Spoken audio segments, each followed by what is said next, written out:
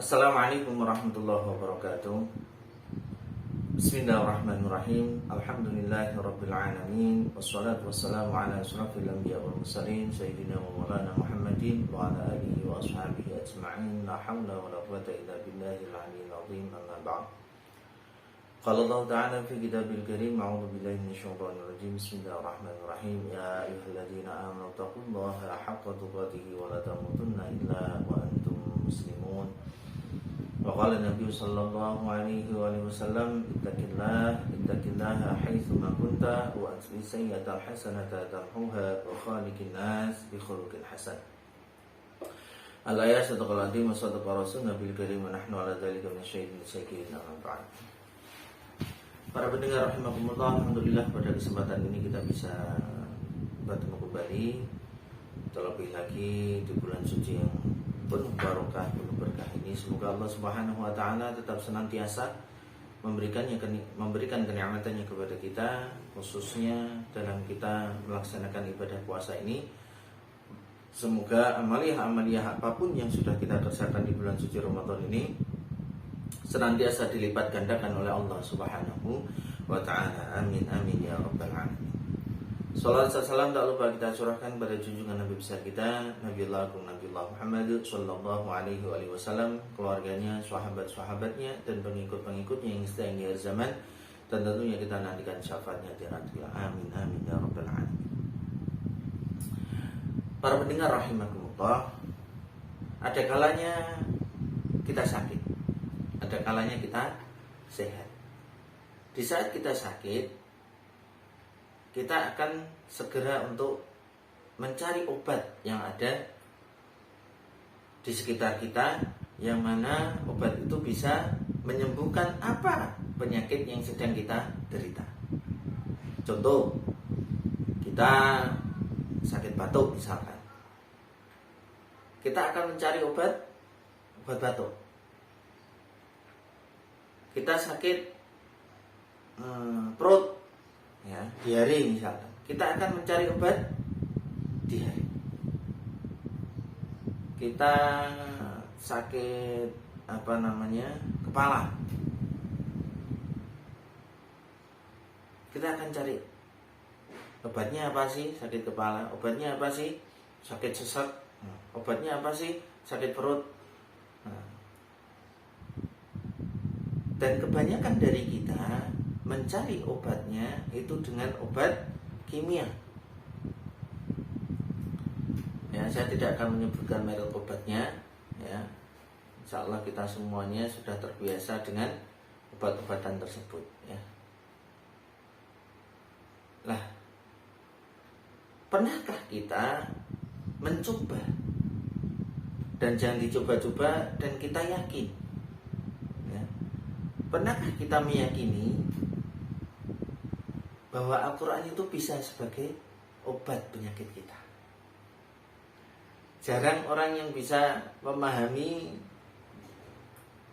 dan bisa mempraktekkan bahwa Al-Quran ini sebenarnya bisa menjadi obat penyakit dari yang kita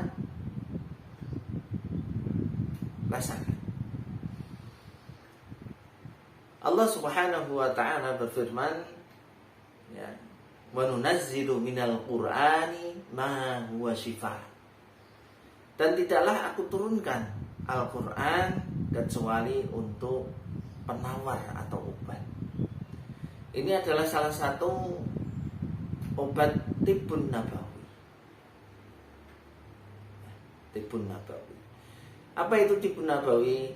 Atib itu adalah pengobatan atau obat an-nabawi dari para nabi. Jadi obat ini sudah ada di zaman Nabi.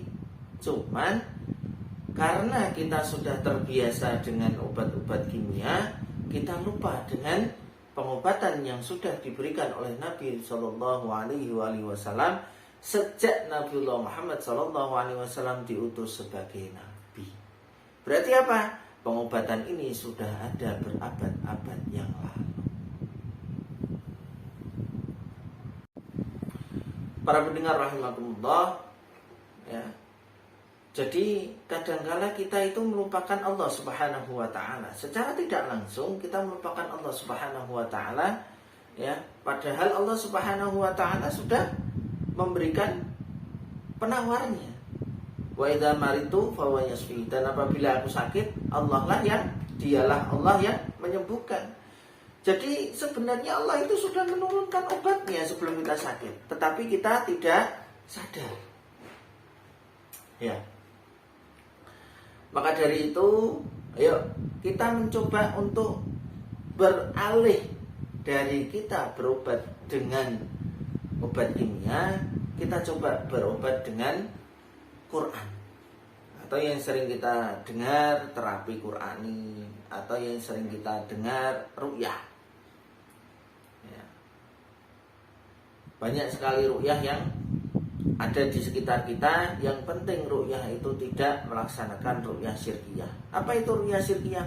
Ya, kita diruqyah tetapi ditambahi. Bukannya kita apa gangguan yang ada di dalam tubuh kita dikeluarkan, tetapi malah ditambahi dengan kodam-kodam supaya kita semakin kuat. Nah, itu yang tidak boleh. Ya, itu namanya ruqyah syirkiyah. Lalu yang diajarkan oleh Nabi bagaimana? Atau terapi Qur'ani yang diajarkan oleh Nabi gimana? Kita keluarkan, ya, kita keluarkan penyakit itu dari tubuh kita supaya tubuh kita semakin sehat. Ya. Syarat kita berobat kepada Al-Quran itu ada 3. Kalau syarat ini kita penuhi 3-tiganya, maka insya Allah penyakit apapun yang ada di dalam diri kita, penyakit apapun yang kita derita, insya Allah sembuh biiznillah, dengan izin Allah Subhanahu wa ta'ala. Karena kita sebagai dokter, karena kita sebagai terapis, itu tidak bisa menyembuhkan penyakit apapun selain dari izin Allah Subhanahu wa ta'ala. Jadi jangan sampai kita, wah itu gara-gara saya yang menyembuhkan sembuh dia. Tidak boleh. Tidak boleh sombong. Karena apa? Kita manusia biasa, kita manusia lemah, tidak punya apa-apa. Semuanya dari Allah Subhanahu wa ta'ala. Ya. Kalau kami menerapi dengan Qur'ani, ya, kita cek dulu permasalahannya apa. Kita diagnosa dulu, ya, masalahnya apa.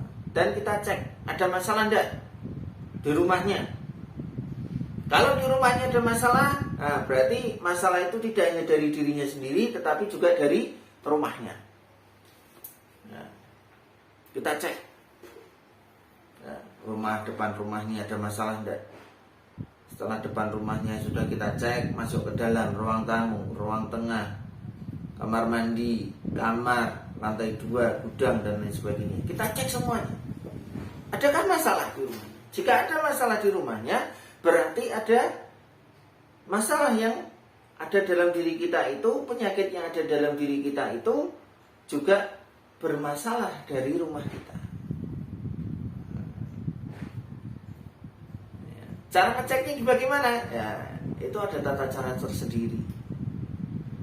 Ya, nanti kapan-kapan kita akan melaksanakan secara live, ya, sehingga nanti panjenengan bisa mempraktekkan, ya, atau nanti akan saya buatkan video tersendiri tata cara kita untuk ngecek rumah kita ada gangguan atau tidak, ya. Nah, nanti ciri-cirinya bagaimana, nah, nanti kita akan bahas di waktu yang akan datang.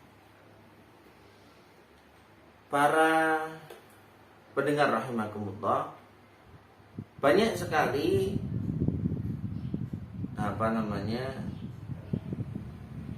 penyakit yang bisa disembuhkan dengan Al-Quran, dan itu semuanya alhamdulillah biidznillah dengan izin Allah Subhanahu wa ta'ala melalui perantaraan kami, ya, kami punya tim kebetulan saya ada di Kota Semarang, ya, tim di Kota Semarang alhamdulillah dengan terapi Quran ini bisa kita atasi penyakit-penyakit apapun yang diderita oleh si klien kita. tetapi tetap juga tidak menghilangkan pengobatan secara medis. Jadi, pengobatan apa sih yang bisa kita sembuhkan dengan terapi Qur'ani? Sebenarnya banyak sekali, ya. Kalau medis ya, saya sampaikan medis itu ada asam lambung, ya, ada mah, insomnia, sulit tidur, vertigo, ya, kemudian stroke.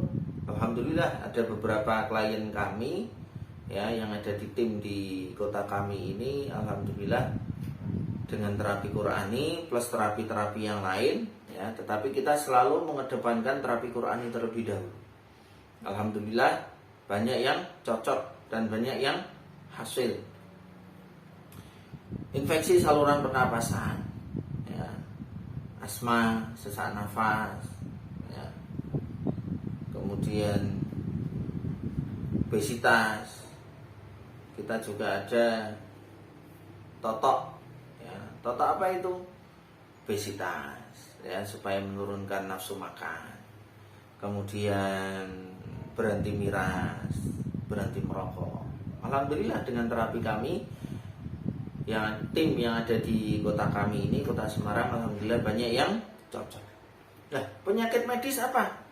Banyak, ada penyakit medis dan penyakit psikis. Alhamdulillah penyakit-penyakit tersebut bisa kita terapi bersama dari tim kota Semarang itu.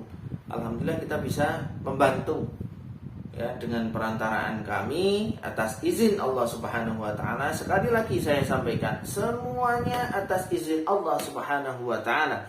Kami tidak bisa apa-apa selain daripada izin dari Allah Subhanahu wa taala. Apalagi itu non medisnya sering kita emosi. Sekali emosi tidak terkontrol, ya. Kemudian pundak sering berat, ya. Kayak ada yang digendong tapi tidak ada apa-apa. Kepala pusing, ya. Kepala pusing muter sebelah, vertigo, ya. Kecuali pusing karena tidak punya uang, ya, itu jelas, ya. Tapi kalau tidak ada apa-apa tiba-tiba pusing, di tempat kerja pusing banget, ingin hawanya tidur terus di tempat kerja, nah itu bahaya. Sering mimpi buruk, ya. Mimpinya itu aja dan buruk, nah itu bahaya, ya. Kemudian penyakit yang berpindah-pindah, jam sekian di perut, nanti pindah beberapa jam lagi pindah di belakang, pindah lagi nanti di tangan terasa berat, nanti pada waktu sholat, ya, waktunya sholat malah kakinya berat, buat sholat berat. Nah contohnya begitu, berpindah-pindah. Sering terjadi percekcokan di rumah tangga. Nah, ini tidak ada apa-apa, ya, hawa rumah panas menyebabkan rumah tangga bermasalah. Sulit hamil. Setelah didiagnosa medis, jadi kalau kita menerapi terapi Quran untuk masalah sulit hamil itu, kita minta untuk cek dokter dulu. Ada masalah apa? Oh, kandungannya normal, yang laki-laki pun juga normal. Nah, baru kita terapi Quran. Masalahnya di mana? Kita cari. Ya, itu yang alhamdulillah dari kami tim di Kota Semarang, alhamdulillah banyak yang hasil. Ya. Tetap kita cari diagnosa dulu. Paling penting itu diagnosa. Dan yang paling penting adalah yang menyembuhkan adalah Allah. Sekali lagi saya tegaskan, kami tidak bisa apa-apa. Jadi jangan, wah, gara-gara saya jadi sembuh, gara-gara saya jadi sehat. Tidak. Kami tidak bisa apa-apa kecuali ridha Allah Subhanahu wa ta'ala. Kemudian apalagi wahai pendengar rahimakumullah, ya, sulit jodoh, ya. Pernah datang kepada kami 1 minggu sebelum resepsi, tiba-tiba batal, bingung ada apa itu. Kemudian kita ruqyah, kita cek rumahnya, oh ternyata ada buhul, ada sihir, kita selesaikan, kita bersihkan semuanya. Alhamdulillah dalam waktu 3-4 bulan kalau tidak salah, alhamdulillah ada yang melamar dan langsung nikah tanpa harus mengadakan resepsi lagi, karena sudah trauma, sudah habis banyak ternyata tidak jadi, batal. Saya sarankan tidak usah resepsi, yang penting halal udah. Dan alhamdulillah tanpa diduga ternyata banyak yang tamunya banyak. Masya Allah, la haula wala quwwata illa billah. Semuanya itu adalah karena Allah Subhanahu wa ta'ala. Sering kesurupan, tiba-tiba gereng-gereng, ketindihan, itu sering terjadi. Ya, di tempat lain kesurupan, di tempat ini tidak. Ya, setiap kali ada tempat yang bermasalah, dia akan connect, yang menyebabkan dia kesurupan. Kantor atau tempat-tempat angker, kita insya Allah kemarin pernah kita disuruh untuk menetralkan pohon besar. Pada takut semua, sudah mungkin berpuluh-puluh atau bahkan beratus-ratus tahun, karena sampai berakar itu, batang-batangnya itu sampai berakar. Ketakutan semua, kita suruh membersihkan. Alhamdulillah, biiznillah, atas izin Allah Subhanahu wa ta'ala, dari awal ditebang sampai selesai semua, alhamdulillah lancar, tidak ada apa-apa. Tulang ekor terasa panas, punggung berat, pusing. Kalau panjenengan di waktu yang sama kepala pusing, punggung, pundak berat, tulang ekor terasa berat, ya, itu pasti gangguan sihir. Jadi hati-hati. Ya, itu ada gangguan sihir di tubuh panjenengan. Apa yang harus dilakukan? Cari praktisi terdekat panjenengan untuk dibantu supaya gangguan-gangguan itu sirna dari tubuh panjenengan, dari tubuh kita semuanya. Ya. Kemudian timbul benjolan, ada benjolan-benjolan, ya, ada lipoma, kemudian apa ini yang di leher itu, apa ya namanya? Astagfirullah, lupa saya. Kelenjar getah bening. Alhamdulillah ada yang punya kelenjar getah bening, ya, kita bantu. Itu kalau tidak salah rumahnya Palembang, kita ruqyah jarak jauh, alhamdulillah hasil dan sehat. Sekarang sudah tidak ada benjolan lagi, alhamdulillah. Para pendengar rahimakumullah, demikian yang bisa saya sampaikan. Ayo kita yakinkan diri kita untuk berobat pada Al-Quran, sehingga nantinya kita bisa dekat sama Allah Subhanahu wa ta'ala. Demikian yang dapat saya sampaikan. Monggo kalau ada yang mau sharing, memberikan masukan, intinya memberikan masukan yang membangun, bukan untuk menjatuhkan. Kalau hanya menjatuhkan, anak kecil pun bisa, ya, membangun untuk diri saya untuk lebih baik lagi, sehingga nantinya apa yang saya sampaikan bermanfaat untuk diri pribadi saya sendiri dan umumnya para pendengar semuanya. Bismillahirrahmanirrahim. Wal 'asri innal insana lafi khusrin illa alladziina aamanu wa 'amilus shalihati wa tawassaw bil haqqi wa tawassaw bis sabr. Subhanakallahumma bihamdika asyhadu an la ilaha illa anta astaghfiruka wa atubu ilaik. Kurang lebih mohon maaf jika ada benaran datang dari Allah dan bila ada kesalahan datang dari diri pribadi saya sendiri karena kebutuhan keilmuan yang saya punya. Walakum minkum. Wassalamualaikum warahmatullahi wabarakatuh.